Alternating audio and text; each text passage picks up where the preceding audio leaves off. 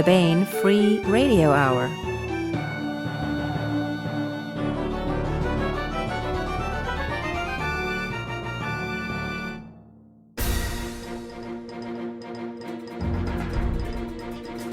On the podcast, giant jellyfish of doom meet the harpoon of mathematical delight, and a new star is born. Ripe genuflection and windy peroration. Plus, we continue with our complete audiobook serialization of John Ringo's Under a Graveyard Sky. All right now.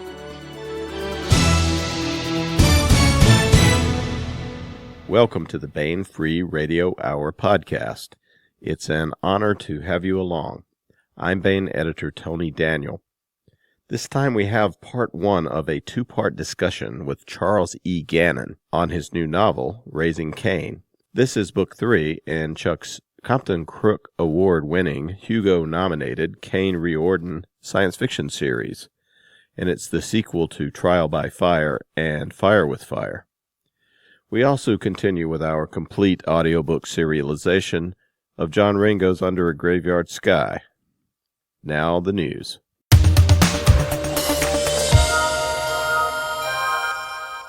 There's new free fiction at the Baen.com website.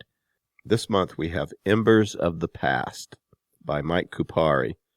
This is a big one. It's a full novella set in the world of Mike's space opera adventure novel, which is going to debut next month, Her Brother's Keeper. In this novella, we meet the captain and main character of the book and get a real taste of Mike's galactic political setup. It's a really good and meaty novella.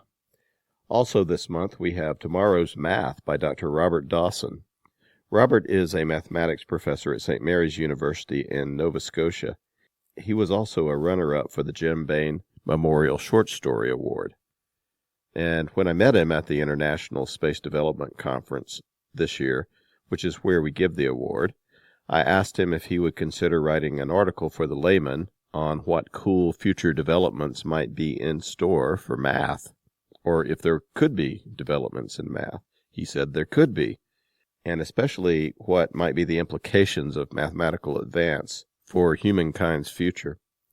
Well, I think he delivered a great piece on this, and we're pleased to post it this month at Baen.com for your reading enjoyment. Embers of the Past and Tomorrow's Math are now available at Baen.com and will be available in free ebook form in the free short story and free nonfiction anthologies for 2015, which you can find at BaenEbooks.com.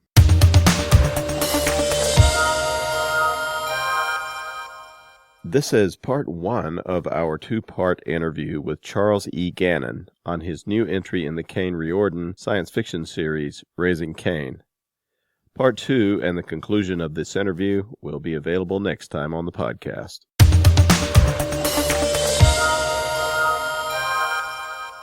I want to welcome Charles E. Gannon to the podcast. Hello, Chuck. Hello. How are you doing, Tony? Chuck Gannon is the author of Compton Cook Award winning, nationally best-selling, Nebula-nominated Fire with Fire, Trial by Fire, and now Raising Caine, which is the third book in the Caine Riordan series. He's the author with Eric Flint of 1636 The Papal Stakes and 1636 Commander Cantrell in the West Indies in the Ring of Fire series. And with Steve White, Chuck is the co-author of Starfire series entries Extremis and Imperative. He's also the author of multiple short stories, a member of Sigma, the SF think tank, which has advised various intelligence and defense agencies since the start of the millennium. I guess that would be our current millennium, I'm hoping. Raising Caine is now at booksellers everywhere. That's what we want to talk about today. So, Chuck, Caine Riordan has come a long way since he was awakened from cryogenic sleep in Fire with Fire. Can you give us a brief history of Caine's story the past couple of years in his story time? Why did they wake him up? Who is he? What's he been doing the past 2 years? We're going to try to keep this as concise as possible. As folks probably know and have pointed out, the story is while I wouldn't say it's Baroque, has a lot of twists and turns to it. So this is a really, really streamlined version. But Caine Riordan, his background is as a defense analyst and an independent, both as an analyst and a sort of writer for what would be the equivalent of a Jane's or a Night Watch. And he's in the wrong place at the right time. In 2105, he is mistaken as a person of interest. He is taken out of the loop, put into cold sleep. They don't know what to do with him. They can't just bring him back because that's going to point arrows at the entire operation they were trying to keep secret. So they bring him back 13 years later in 2118. In the time he's been asleep, we've gone from being a non-interstellar culture to an interstellar culture, and we've just seen the first possibilities of the evidence of intelligent life on Delta Pavonis 3 in the shape of maybe ruins. The folks who've awakened him are not really sure, and they can't afford to send out somebody who would already be on a watch list. Of course, Caine has been gone for 13 years, so missing, presumed dead on the moon, and out he goes, and basically things, as they say, go downhill from there. Not to give away, this is going to be a tricky interview simply because there are so many spoiler components, but to really synopsize it, being a person who's a polymath, a bit of a Renaissance person, ability to adapt to new situations. He sort of is brought in as what they consider the folks who awakened him, a cultural agent, winds up going on a delegation to actually meet the first contacted exosapients. And it turns out that we are, I think this is a tactful way to say it, we are essentially pawns in a much bigger game. We like to think it's all about us, but it really isn't very much about us at all. It is humanity, right. We being humanity. And by, let's say if the end of the book is first contact, doesn't go so well, the second book begins with something reminiscent of Pearl Harbor, so we know it really hasn't gone well. And, obviously there's a third book, so we're not extinct. I'll let people. I think anybody that's going to be buying Raising Caine is likely has some idea of where we are up till now in the story. I don't know if we want to say too much about it, but we can maybe talk a little bit about the galacto-political situation. Tell us about that, the political structure out there. It's complicated. There are several alien species that we've met. There's now tell me how to say these things. Slesrithi, Kator, Eret Kur. Humanity's just had a war with them in Trial by Fire, and the Dornani, who are a special class. Can you sort of run down who the aliens are? Because they're really cool. They're very distinct. You've done a wonderful job of creating them. Well, I thank you very much. I guess you would say that when I look at exosapient species, what I do is I come up with what I would call the creation tale for each one of them. And to give you a contrast to that, for anybody who's seen the movie 2001: A Space Odyssey, we have the early part of the movie where we see how it's called The Dawn of Man. Sorry, don't mean to be sexist, but that's what it says on the screen. And we get the idea that in some ways the discovery of the bone as tool and weapon, particularly weapon, is sort of that tip over moment in the evolution of intelligence for us. What I do for each one of these exosapient or alien species is to say, what is their moment? And that how the moments are different, for me, largely is a clue to how they evolved differently. So the different species you have, the Slesrithi, are until the third book, are arguably amongst the most enigmatic of all of them. They have not really allowed themselves to be seen, so we believe. We have the Kator, who are a special case that I really can't talk that much about without a lot of spoilers, save to say that they are not what they first seem. they present themselves off as extreme cold environment creatures, and that's not exactly their origins. We have the Aratkur. They resemble on the outside, I guess you could say, sort of a cross between horseshoe crabs and a cockroach, except for they are mammals. They are innately subterranean, and their evolution story really is as trappers. They are miners and trappers, and that has a lot to do with both the senses and the way they develop physically, and also their social evolution. The Hruch, one of the other species, who actually figure very importantly in the fourth book, and we'll get a much better sense of them there, are a kind of chaser species. You might say one of their distinguishing features is that they're more aggressive than humanity.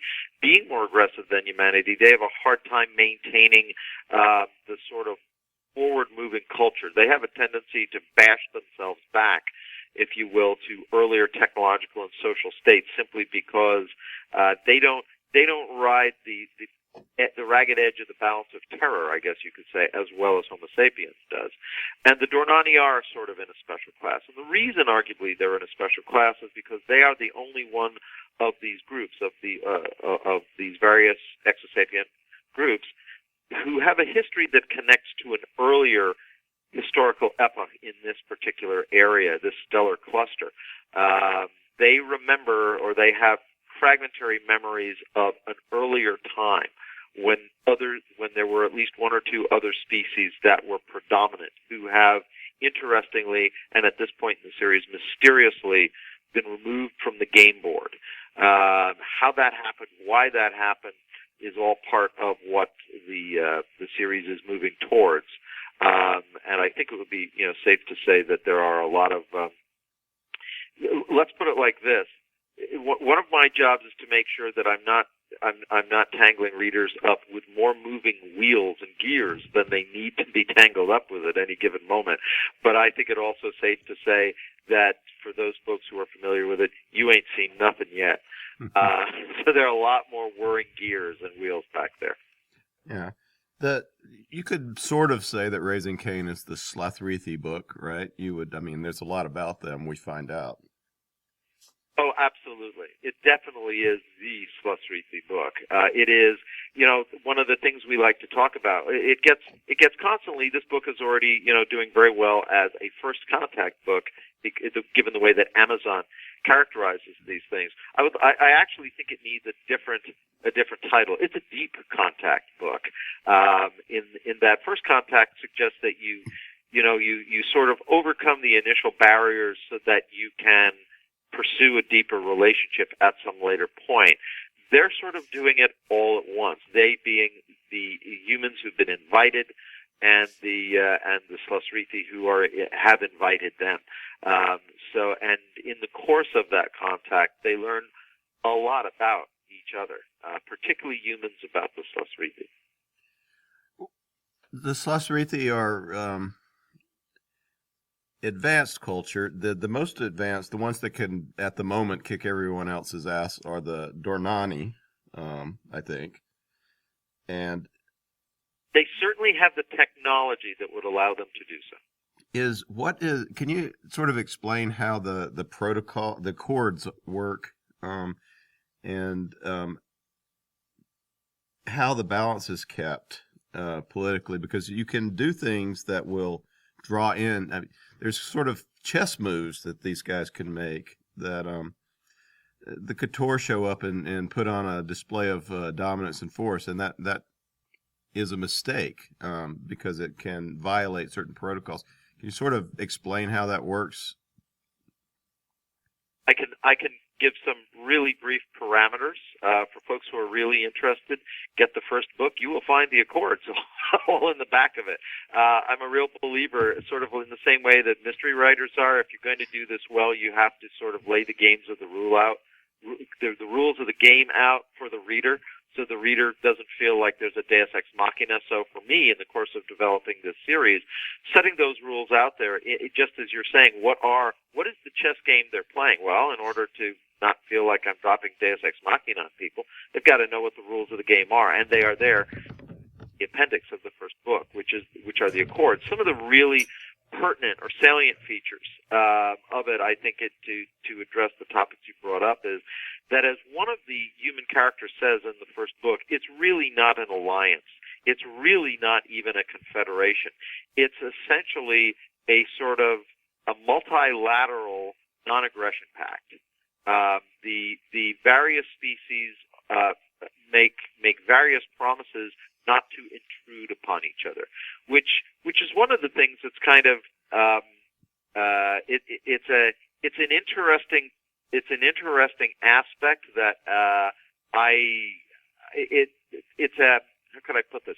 It's a thread out there. It's a question that I invite readers to ask. Not many readers have asked that one yet, but the question logically would be, why? Why is there no greater attempt to create a sort of a more closely knitted tapestry of different intelligent species to work together? That's not how the Accord is set up. And so far, no one has questioned that. In the case of humanity, they haven't had the chance to question it, because one of the problems with the Accord is that its age and limitation are being shown. For instance, what you said about what the Couture do, they very early on come in and they make it an aggression display. Now, the reason that they have come very perilously close to breaking a rule, and in fact may have, is that the different species are not allowed to enter each other's space. That is considered a violation of the Accord without the express permission of the group whose space you're entering.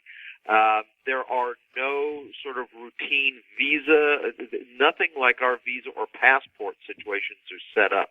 Everything remains very much at arm's length. Well, the Couture show up to retrieve an ambassador who actually is a bit of an assassin. That's sort of like being a little bit pregnant, I think. So one inanity after the other here this morning. But they've arrived. They executed that so quickly that they got there way before they were supposed to, which had everybody sort of freaking out, wondering if this was not merely an aggression display, but a movement to war. So these are the ways that, if you can say, the games are played. Each species has to. They have certain communication protocols. There are certain kinds of there are certain limitations on the kinds of agreements that can be made between them. At no point can one polity make an agreement with individuals or parts of another polity that would in some ways complicate the autonomy of the species, that would make it beholden to another. And it is a peculiar construct, and it's intended to be a peculiar construct. So it's actually a very simple document when you look at it. It would have to be. I'm not going to belabor these points with readers, but it's very often the games that sometimes, if you look at a game like Go, for instance, the Chinese strategy game, extremely simple rules, very, very basic. They can all be done on written in about 12 lines, but the ramifications of how they can be applied and in what combination to generate what sort of leverage is where the real fun, I guess you could say, of the political side of the game rests. Yeah. And the enforcement mechanism is basically the Dornani, right? Or is that not quite the right? Specifically the custodians. Now, the custodians, we learn over the course of the first two books, are not as... When humanity first comes on site, they learn that the Dornani are the custodians. That's at least what they think they learn. What they learn instead is that any given species may hold the role of the custodians, but the custodians are actually not a representative of the species itself. It would be, I guess, in the same way that if the United States sends troops on a UN mission, they are still from the United States, but they are no longer acting according to the mandate of the U.S. They have put on the blue helmet, and that signifies that their mandate is now coming from another higher authority. The custodians, as, if you will, the safeguards of obedience to the accords, are the equivalent of having put on that blue hat. And in the case of their own species, in some ways that role distances them from their own home species, the Dornani. Because one of the things that we learn in the course of the novel, certainly in the first two, is that the custodians are not typical Dornani. They are far more proactive than most of the Dornani are, and that's one of the ongoing mysteries about why are the Dornani so reclusive.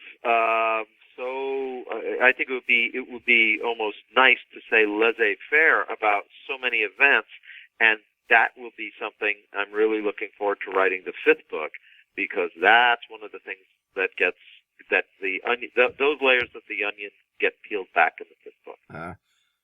In human society, we've just come into this crazy galactic cluster, and it's not settled yet. For instance, Caine's part of a group called Iris that is a secret group that is very important in the story. And there are countries, there are macro corporations. Is the Terran Republic any kind of stability, or is that going to be in flux? Oh, spoiler alert. Well, just tell us about what the political state of humanity is what I'm really asking. Well, the political state of humanity, as you're suggesting, is highly balkanized. It is rapidly the conflict, the threat from outside, plus the conflict that rapidly follows the conflict that follows contact, goes a long way to creating, I guess you could say, bridges are thrown up between different groups because they need to be. It is a specious survival moment, and it's remarkable how you put differences that seemed insurmountable one day suddenly become highly negotiable the next if everybody's survival depends upon finding an answer to it. That doesn't mean, however, as I think your question is very, very sensitively and insightfully moving towards, that doesn't mean that it's all settled. It means that you made an agreement. You reached a modus vivendi. Modus vivendi, however, doesn't mean we're all one big happy family, singing Kumbaya and passing the jug under the baobab tree. That is not where humanity is. And in some ways, a lot of what's going on, some of the difficulties are very much reflective of inequities in our society today and our global society today, in a sense, get carried forward. And I don't mean this in any sort of political right, left, middle, Mars sort of perspective, but simply this: when you have haves and have-nots, and you suddenly come into a situation where you really need everybody to show up sort of on the field in uniform, ready to play at the top of their game and enthusiastically, guess what? The have-nots are probably not going to be quite as enthusiastic. They may not be quite as trained. They may not want to wear that uniform quite so much. And that creates issues at home. There is in the novels coming, and this is a very slow burning fuse, but we'll see it in the next novel, the fourth novel. There are terrestrial cultures that I would say have a hard time playing with others in a sort of free exchange environment. Those cultures in this sort of scenario would really be on the horns of a dilemma. If you think, for instance, about some of the more culturally protective cultures in the world today, how would they react in a situation where the species survival might be dependent upon bringing down those cultural walls, and yet at the same time being forced to do so could create, if you will, backlash later on. We didn't really want to do this. We really do think that more cultural protection is appropriate. Once the immediate threat is over, what's the political backwash of that? And that's one of the ongoing challenges in Earth. So to answer your question, stability to a point, but I guess you could say I'm a real believer that if you swing the pendulum one way, it will swing back the other, usually with equal and opposite force. And Earth was was compelled, all of humanity was compelled to essentially try to unify in certain ways, very forcefully from external stimuli. That doesn't mean that everything comes back to some happy middle ground. It's probably going to swing the other way, and for readers, I would say keep an eye on that. This could be some grisly fun ahead, I guess. Well, the Raising Caine starts. Let's talk about the instigating factors of it. The Couture arrived. We talked about their dominance display, and this sort of freaks out the one Slasrithi in particular, and it makes a possible alliance possible with humanity that they've been standoffish before. There's a hastily put together diplomatic mission. Can you just talk about that? I don't know how much we want to say about the Couture, but our bad guy, Shrin Shethkador. Shethkador from previous books is about to be turned back over to his people, and that sort of is the beginning of the action. So, kind of set up the situation that Caine is thrown into. Okay, so this is where it requires an Olympic silver medal slalom performance to avoid stumbling into some huge spoilers. But to do as good a job as I can, the individual known as Tlerik Srin Shethkedor, who we didn't know his name, and we didn't know he was a Couture in the first book. By the end of the second book, we understand more about him, his origins, and the way in which he represents forces that are inimical to Earth's and, I guess you could say, humanity's interests. Yeah, and he's particularly tried to kill Caine a couple of times, right? Well, yes. He or others like him, as the case may be. But he has tried to kill Caine, although Caine has not always been fully aware of it.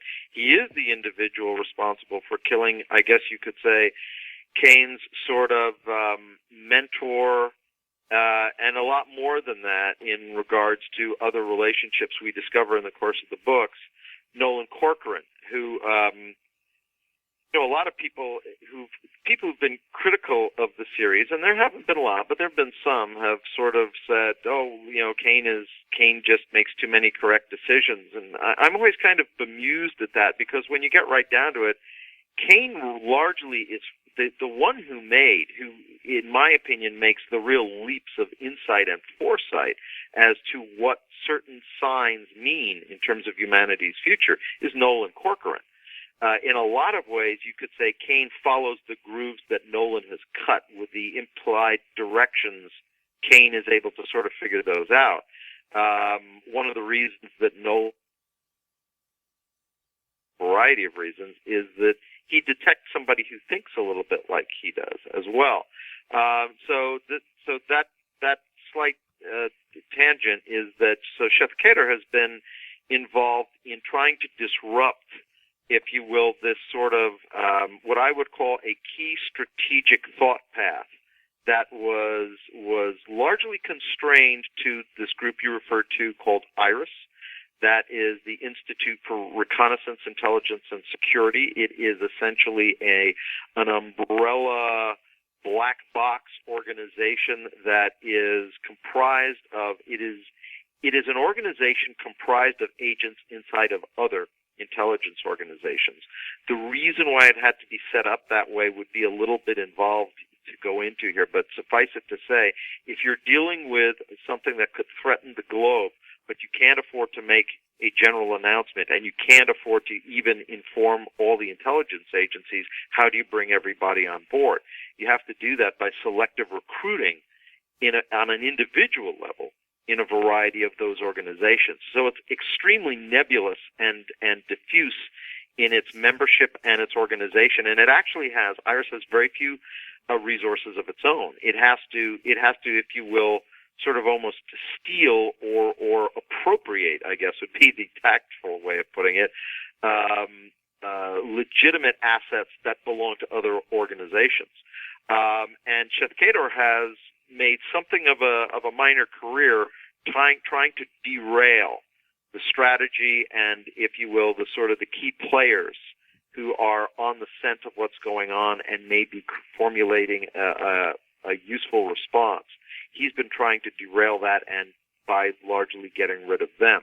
He has not been as successful as he would like to be, and that has actually created problems. What we will learn politically about the Couture is, if you could imagine for us, if you were going to try to take a model out of human society, you have to take, I would say, the Borgesque period of the Italian city-states with all of the nefarious infighting that and house orientation and alliance of that period, and you invest all of its members with sort of the very worst aspects of what I would a Nietzschean sort of personal philosophy. So it's probably wouldn't be a place that a lot of us would like to vacation, and family is not as there's an important line. As a matter of fact, one of the important things about Raising Caine is actually the role of love in human society, and I do not mean romantic love. I mean it in all of its forms. And the Couture are deeply distrustful of it, to put it lightly. As a matter of fact, they think that it is a misperception of that love is simply a nice word we put on a matrix of relationships that are involved in self-protection and self-promotion and self-interest. Yeah. They take a very, very mechanistic, pragmatic view of it. And this informs a lot of their structures, and therefore when you fail in that society, problems may follow. And Seth Kador, despite the fact that he predicted many of the things that went wrong, is potentially on a hot seat. And as I think some of your other questions will probably point to, there are all sorts of people who are happy to have him on that hot seat. Yeah, well, Seth Kador is he's a lot more subtle than some of his bosses, to put it one way. And he's been undermined.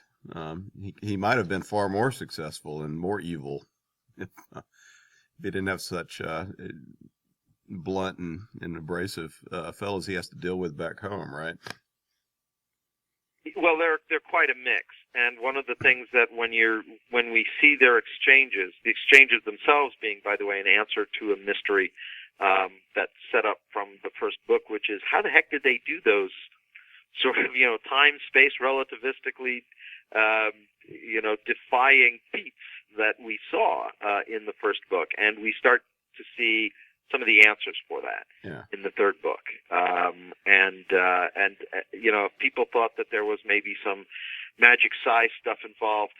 By the third book, they'll realize no, but there's some interesting questions about biology. And that, I could spend a lot of time just talking about that, but our own tendency to, I'll skip forward and simply say, yes, he's got a lot of trouble with people at home. One of the things that hopefully is showing up in the exchanges in the third book is that there is, just in the same way that humanity is highly factional, we see that the Couture are. We're also getting signs. As a matter of fact, we're getting signs of high degrees of factionalization in almost all the groups. If you think of it one way or the other, the Aratkur were very divided over what should be done with Earth. The Chachra were very divided over, do we really want to ally with the Aratkur, or aren't the humans more akin to what we understand? I mean, they wage wars. We get that. The Couture seem to be, in a highly factious sort of family and also philosophical sort of war amongst themselves, or on the verge of some real sharp disagreements. There's all the stuff we said about Earth itself. The Dornani, for some reason, the custodians seem to be very different from the rest of their own species.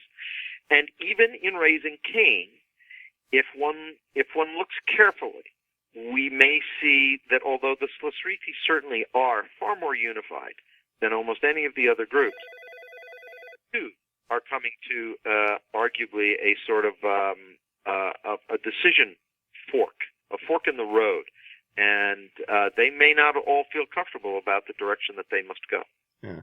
Well, a lot of trouble, a lot of places. Yeah. Let's stick on the Keturah a little bit more because a great deal of the plot revolves around some Keturah politics. I wandered a bit.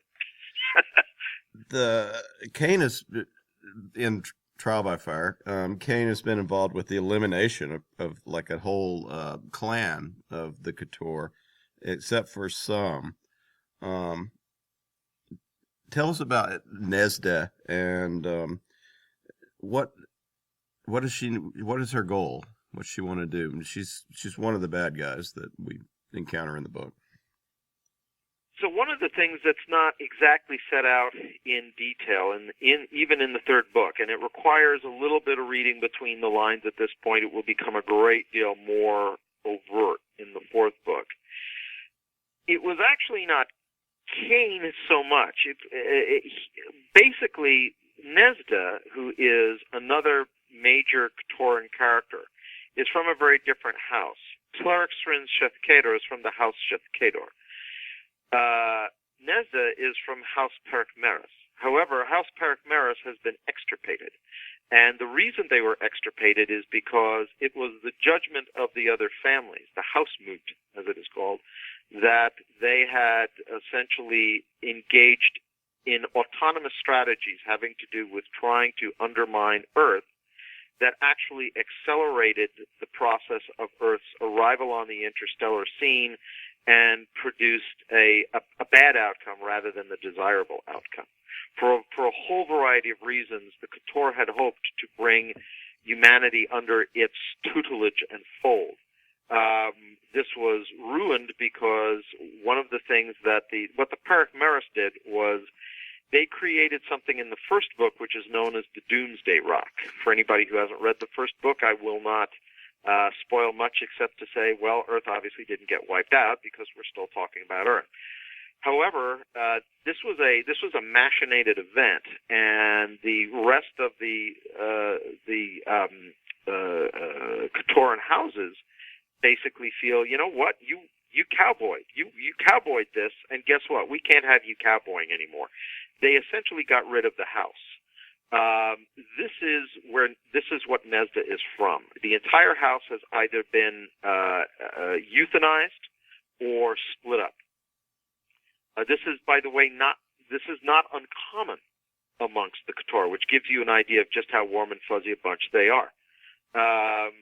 But she is in a situation where she wishes her house to be ascendant again. And she sees in, as you were saying, Shethkedor is given responsibility, but arguably not enough authority to carry it out correctly. And people ignore his reservations when he is sent to try to, I guess you could say, salvage the situation on Earth. Since he does not do so with complete success, to put it lightly, if you will, the eliminated and scattered members, many of them, of House Perikmeris see this as an opportunity. If they can leverage events correctly, they may be able to reascend to power at the expense of House Shethkedor. So that's part of what's going on there. And she is also, yes, a very much an exemplar of her type, although in her case we see some failings that probably make her a little bit more endearing to us. I think endearing is probably an overly optimistic term. We realize, let's put it this way, we realize that the entire social programming of Keturan society against love, against affection, against a desire to reach out to another individual and have a sort of meaningful relationship that goes beyond sheer pragmatism is not something you stamp out in social mammals quite so effectively and absolutely as the Keturan social conditioning would hope or presume to do. So in that way, she's a really fun character to write, and I would hazard to say maybe you want to see a kick-ass female character, you come to my tent, catch an eyeful of Nesta, and quite frankly, catch an eyeful of another character that I also bring forward in the third book, Pandora Veridan. Yeah, she's a cool character. The Nest, I mean, part of the getting her house back in dominance is chasing Caine and the diplomatic party that's going to the Slathrithi and trying to kill them, which is. Well, okay, I guess we're going that far, yeah. Well, I mean, that's a great deal of what the book is about. So and it's really cool. The various. So, tell us about this. I mean, we need to talk about the diplomatic mission. This Caine it's put together quickly, and Caine is thrown in with an old friend of his who maybe not as really a friend. This French diplomat who I love his character. He's just so insulting. Can you tell us about him? So Etienne Gaspard is one of the individuals in the first book who ultimately receives Caine's report from what he found when he went to check out the ruins or not ruins on Delta Pavonis 3, which is essentially how the entire series begins. He is very much, it's kind of he's really something that comes out of some of my experience on Fulbrights overseas, mostly all of them actually being in Europe. There is a school of French diplomacy that comes out of the Sorbonne, which is a completely rationalist realpolitik view of the world. It is essentially dedicated to the critique of everything, to the extent that it's too bad if feelings get hurt. So it's almost like, if you will, it is formalized and enlightened Asperger's. Is one way to, I suppose, look at it. And I'm being waggish there, so please forgive me. But the point is that he's made to look like a very, very annoying character. He's not unintelligent, but he's definitely somebody who is constantly trying to find places to stick needles, find weak spots and jab. He's a pretty annoying character in a whole lot of ways. Huge fun to write because he's also more than a little bit full of himself. But over the course of the third book, I think people will come to have probably a different feeling about him. Yeah, we come to understand him a lot better, or Caine does, at least. And that's one of the things that I try to put into my fiction is that, and it's something that really it's very much a piece of the movements of 20th century fiction, or at least I'd say one of their better traits, which is that in a simpler story, we sort of know who a character is when they walk on stage. We know who they are, and that's pretty much it. And yet, I'll just ask anybody listening to this to think back in your life to those people that you've changed opinions about, and how you think they're one person at first, and then you get more context on them, and you learn, oh my gosh, they probably act that way because of this, or because they were covering for that, or they had to change their lives in this way to take care of other people. And we see the external features we see of other individuals. Sometimes we only understand what they really mean, what they signify about the other individual when we come to get to know them a little bit better. And that's something that I really try to build into my stories, because I feel that there's some part of that which that's how real human interactions and relations occur. And to me, having most folks self-evident front, it always strikes me as a little bit comic book. And I'm not saying that, that this is rampant in fiction today, but you do see some of it. And in the case of Gaspard, I guess the reason I'm bringing it up is because he's in my mind, he's very much a sort of exemplar of this, which is when you're, when I tell a story, who you might think a character is at first may not be who they really are inside, nor may they stay that way. They may undergo a lot of change. Certainly in the very last pages of Raising Caine, we see some, I think, interesting signs about how pressures have impacted one of the major characters in the storyline thus far. Yeah. I won't say any more than that.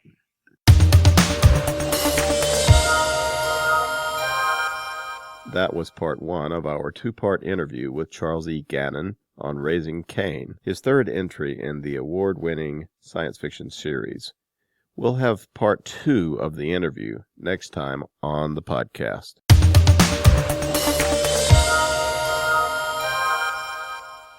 Now we continue with our complete audiobook serialization of John Ringo's Under a Graveyard Sky. This portion of Under a Graveyard Sky is provided by Audible.com. Get the complete audiobook at Audible.com now. If you're not a subscriber, you can get the entire audiobook free or choose from more than 100,000 other titles when you try Audible free for 30 days. Now here is another segment of John Ringo's novel of zombie infestation and the heroic humans who fight back, determined to pull the world from disaster and humanity itself from the brink of annihilation. It's all taking place under a graveyard sky. Chapter 13. "This place is good, trust me," Tom said. The traffic wasn't that heavy, but the car was still having trouble making its way. More and more double-parked cars were turning up abandoned on the streets. And the street department couldn't get them cleared fast enough. Apparently, people tended not only to strip, but bail out of the cars when they went zombie. At least most did. Some just flipped too fast and ended up crashing. And it's still open. "Trust me you won't get bitten by a zombie?" Faith asked. "Not fair, Faith," Sophia said. "Sorry, Uncle Tom," Faith said. "That wasn't fair, especially after all the crap I got into on my own." She stroked the saiga she was toting and grinned. "But this time, I'm fully prepared." "I'm a big guy," Tom said, grinning back. "And if you use that, you better make damn sure you only hit your primary target, and that you have a valid target." "In other words," Steve said, "don't use it. Your ID won't hold up under scrutiny." "Spoil sports," Faith said.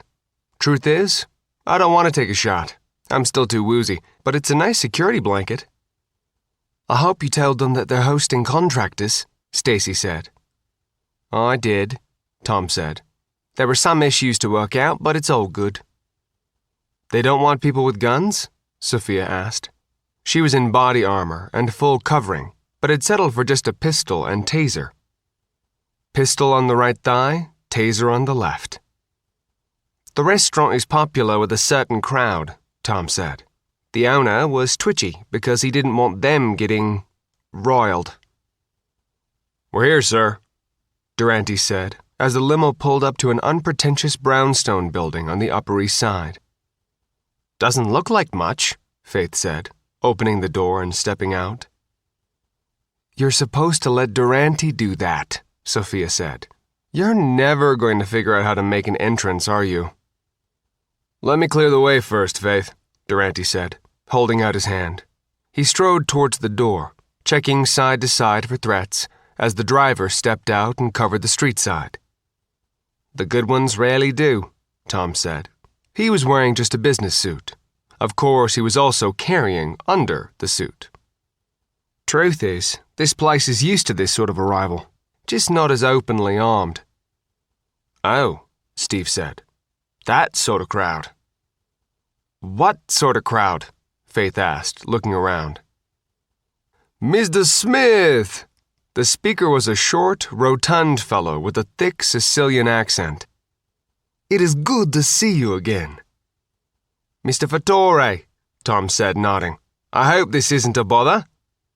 "Not at all," Mr. Fattore said. "We shall feel very secure, yes? Come in, come in." He ushered Tom, Sophia, Steve, and Stacy into the restaurant like royalty. The restaurant was long, but fairly narrow, with booths down the right side and tables filling the middle. It was also surprisingly crowded. The conversation muted for a moment when Faith and Durante entered. Then it picked back up.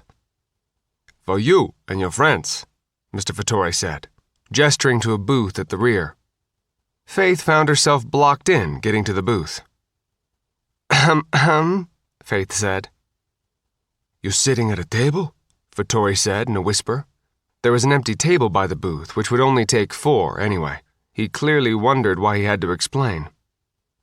"I'll take the table," Tom said, grinning. This night out was Faith's idea. "We can squeeze up," Stacy said. "You and Faith on that side." "Works," Tom said, then looked at Faith. "I don't do inside." "I'm the one with all the guns," Faith pointed out. "I'm not sure I can slide in." "Give me the Saiga, Faith," Durante said. "But what if somebody's zombies?" Faith said, clutching it to her chest. "I'm really serious. I am not going through that again unarmed." "And I'm really serious that it's my job to take care of it," Durante said, holding out his hand. "Saiga, then you can fit in the booth." "Okay," Faith said, unclipping the semi-automatic, magazine-fed shotgun and handing it over. "But I'm totally hanging on to the pistols." She had 3, 1 in a fast rig and 2 on chest rigs. She was also, at Tom's insistence, carrying a dual-fire taser X-26 and spare cartridges. Since all those, in her opinion, might need refueling, she was also carrying more ammo than Durante. "You can hang on to the pistols," Tom said. "Now slide in." "Smells good," Stacy said, looking at the menu. It had been printed on paper and clearly was, "This is what we could get today." "What do you recommend?" "Anything," Tom said. "It's all good. I usually get the fruity de mar." "I'm not sure I trust the seafood in these conditions," Steve said. "Supply chain is getting totally screwed up." "I think you can trust it," Tom said. "He's got pretty good suppliers." "I want appetizers," Faith said. "And stuff. I don't even know what to order. All I ever get is spaghetti and meatballs." "Don't get greedy," Steve said. "Let her," Tom said. "It's on expense account, and the money's just going to turn to electronic cash. The meatballs are to die for." "How long?" Stacy asked. "Depends on the model you look at," Tom said. "If we're going to enjoy a night on the town, better make it tonight, is all I can really say. Don't ask me about tomorrow night. Pretty much it's things will continue limping along and then they'll stop. When the tipping point hits, it will cascade fast." "Can we talk about something other than the end of civilization tonight?" Sophia said. "How about something interesting and peripheral?" Tom said. "They're quietly evacuating all the major art museums to an undisclosed remote site. Basically, even if things fall apart completely, they'll have saved all the big artworks. Ditto classic manuscripts." "That's nice to hear," Stacy said. "I'd hate to see Titians burn." "What about stuff in private collections?" Steve asked. "Not sure," Tom said. "I guess if they find out and turn them in for protection, I don't see the Museum of Art turning down a Van Gogh. Most of those private collections tend to be associated with big corporations, and most of them have remote jump sites. We've already been doing that for the board and the corporation. I'm not sure if they'll hold. Heck, I don't know if the museum remote site will hold." He shrugged. "How's your plan?"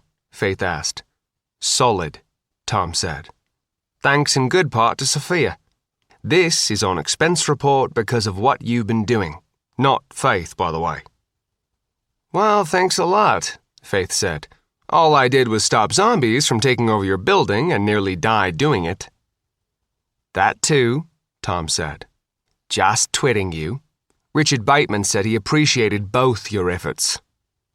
"Are you ready to order?" the waitress asked.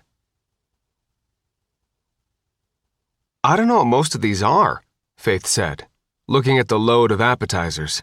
Tom had basically ordered one of everything on the appetizer menu. "This is great," Sophia said. What is it? Squid in ink, Tom said. Oh, gross, Faith said, setting the piece down. Try it, Steve said. Just a bite. I'm not 6, Faith said, taking a bite. Okay, it is good. I hate the texture, though. Works for me, Sophia said, trying another appetizer. You're right, it's all good. She looked around and leaned over to Stacy. It would be better with some of the wine. Stacy slid her wine glass over and refilled her mostly empty water glass from the bottle. So that's the trick, Faith said. Eat it with wine and everything tastes good? Pretty much, Tom said. You don't want to know some of the stuff I've choked down with alcohol. Monkey, Sophia said, taking a sip. Ooh, it is better with the wine. Try sloth, Steve said, which is, by the way, truly putrid stuff. Tried some on a bet one time. Helped that I was off my face at the time. Then I chundered, but I won the bet. Ate a slug once, Tom mused. No beer involved. We'd been in the back of Beyond for a bit. Looked tasty. When you're that hungry, they are. Ugh, Faith said. Okay, no end-of-the-world talk and no weird foods. It wasn't one of those slimy ground ones, Tom said. Tree slug. Colourful. Looked a bit like a red and blue mobile banana.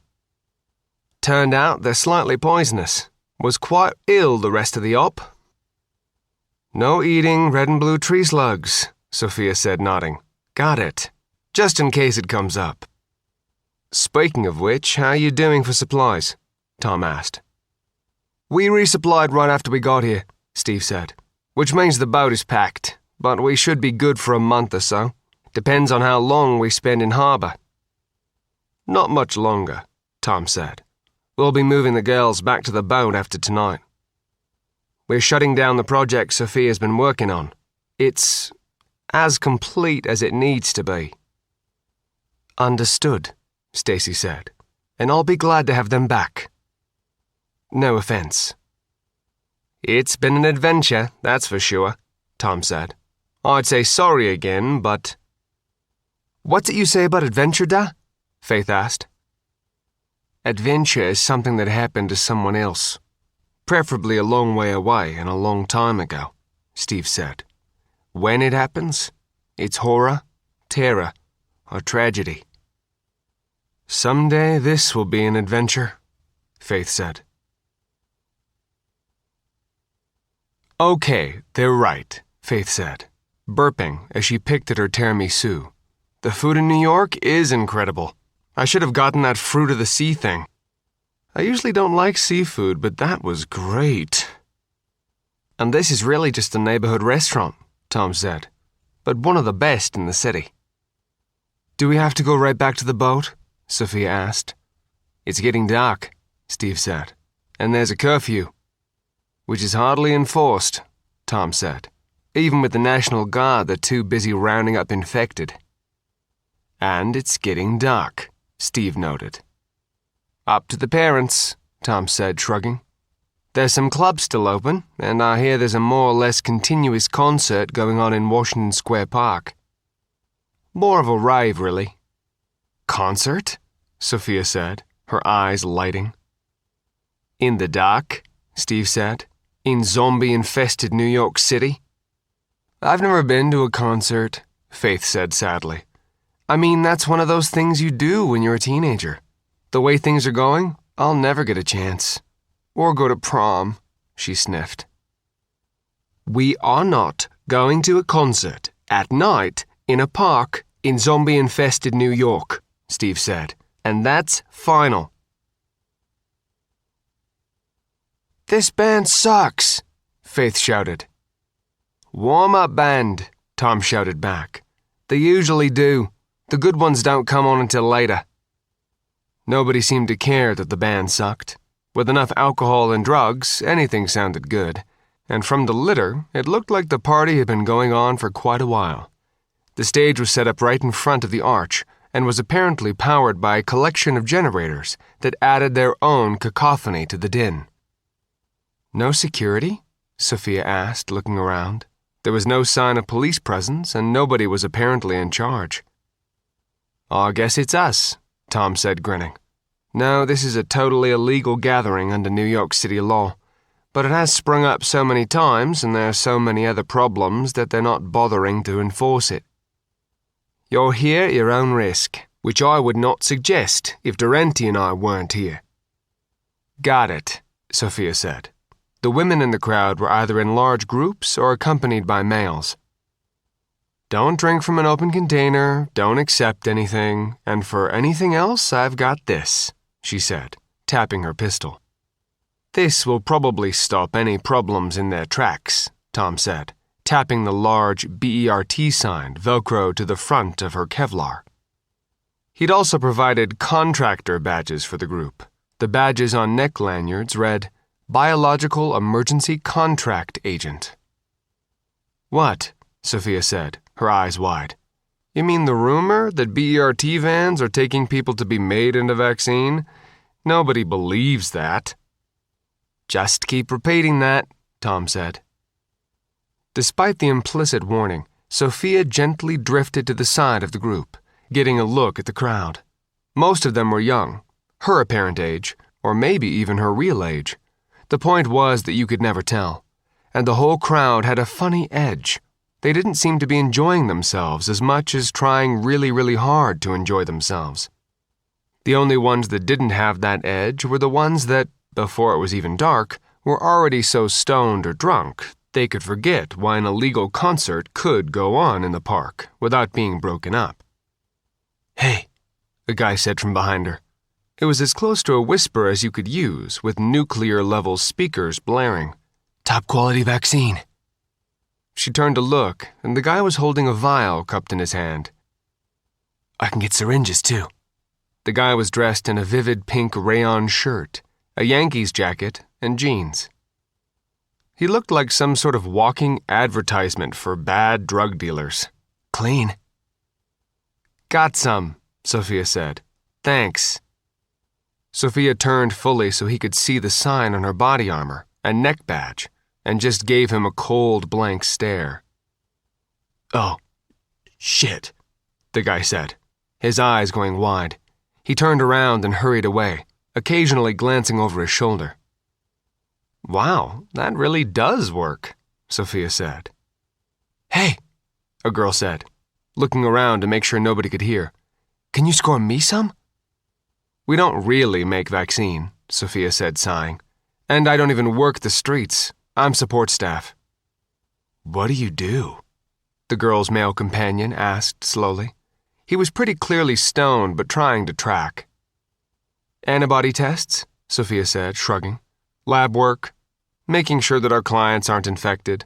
We're contracted to a particular corporation. The rest is sort of NDA." "That's cool," the guy said. "Hey, want some E-bomb?" he asked, holding out a handful of pills. "You really don't want a person carrying a pistol and a taser fucked up," Sophia said, grinning. "No offense." "You here security?" the girl asked. "Nope," Sophia said. "Just enjoying the show, sort of. They really suck." "Yeah," the girl said. "The good ones don't start showing up until after dark." The girl was Christine.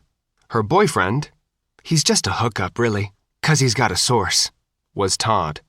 They were both New York natives, as were their friends.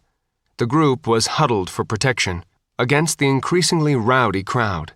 There was a group right down by the stage that had created a mosh pit, which explained the fence set up to protect the bands. After the sun went down, the band changed. It was another NYC local band, but it was better. Not by much, but better. That band changed out for somebody she actually thought she recognized. A tall, saturnine guy carrying an acoustic guitar. "Is that Voltaire?" Sophia asked. "Yeah," Christine said. She'd been hitting a bottle of Chivas Regal from the neck and was thoroughly plastered. "He shows up every night." "Brains! Brains! Brains!" the crowd chanted. Of course, he started with Brains, then all the oldies and goodies. Vampire Club, Demon Slayer, USS Make Shit Up. Sophia knew them all, and she'd always wanted to see him in concert. An underground concert in a park in NYC in the middle of an apocalypse was just perfect. He was in the middle of Day of the Dead when she heard the first shotgun blast. "The 1911 is a great gun," Faith shouted, "but it's really obsolete technology, and it's only got 7 rounds. I prefer the H&K. "Try getting service out of them," Durante shouted back. They were standing side by side with Faith watching the bands and Durante watching the outer darkness. They'd both put in earplugs, even after Voltaire showed up. You could still hear him, and she wasn't a huge Voltaire fan. "And the 1911 doesn't have a 'I crack if you look at me wrong' polymer frame." "You can shoot an H&K underwater," Faith said. "You can shoot a 1911 underwater," Durante replied. "Although I don't know why you'd have to. That's called a straw man argument." "Once, maybe," Faith argued, "but an H&K has an octagonal barrel. It can handle a much higher load." "We're just gonna have to agree to disagree," Durante said, grinning. "I wish they had, like, Atreyu or Avenged Sevenfold," Faith said. "Sophia must be having a blast, though." They'd all been keeping her under light surveillance. "She seems to be," Durante said. "She seems more—" He paused and shook his head. "Boss, company." "Cops?" Faith asked, looking over her shoulder. "No." Coming out of the shadows of the trees, she could see 2 naked people, male and female, trotting toward the concert-goers. "Shit," she said, drawing her taser. "Again, let me take it," Durante said, drawing one of his. "Fewer questions." The zombies weren't heading directly their way, so Durante trotted to the side to interpose himself between them and the crowd. "I'm surprised it's taken this long," Tom said. A Glock had appeared from somewhere. "Uh-oh," Faith said, gesturing to the side. More zombies were coming out of the trees. Lots of zombies. And they were moving fast. "Uncle Tom?" "I don't think tasers are going to do it," Tom said. "Durante, multiples, hot rounds." Durante had already tasered the 2 zombies and injected one. He dropped his injector as he was preparing to inject the second and switched to the Saiga. "See?" Steve said. "I told you this was a bad idea." He had his 1911 in a 2-handed grip, and Stacy had his back holding a Sig Sauer. "Cell service is out," Tom said. "Shit. Engage at will." "On it," Faith said, drifting right. Durante had gone left to engage the first 2. Moving right, she was closer to covering Sophia. She and the group with her were apparently completely oblivious to the approaching threat. Faith put her eye to the point-and-shoot scope on the Saiga and targeted the first approaching zombie. "This is how you handle a zombie apocalypse," she said, just as Durante fired.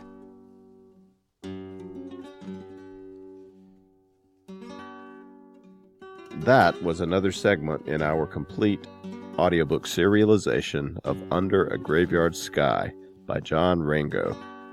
And that's it for the podcast. Thanks to Audible.com and to podcast theme composer Ruth Judkowitz, and a solar system-sized fog machine that emits a thick anti-plot spoiler miasma that hides all premature, crucial story revelations and provides shade for those continent-sized, intelligent, malevolent, gas-based jellyfish on Jupiter who are determined to invade the Earth and suck up all of our helium so they can talk funny at their children's birthday parties. As well as thanks and kudos to Charles E. Gannon, author of Raising Caine. Please join us next time here at the hammering heart of science fiction and fantasy, and keep reaching for the stars.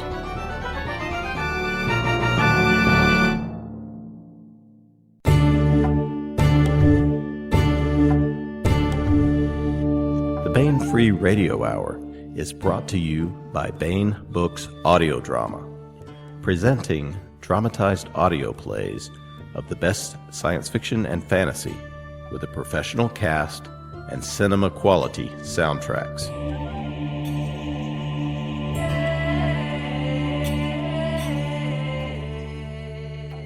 Now available, Eric Flint's Islands, based on the novella by Eric Flint. Also available, Larry Correia's Detroit Christmas, based on the novella by Larry Correia, set in the world of the Grim Noir Chronicles. At BaenEbooks.com, just put Islands and Detroit Christmas in the search bar and enter a world of listening pleasure. Baen Books audio drama.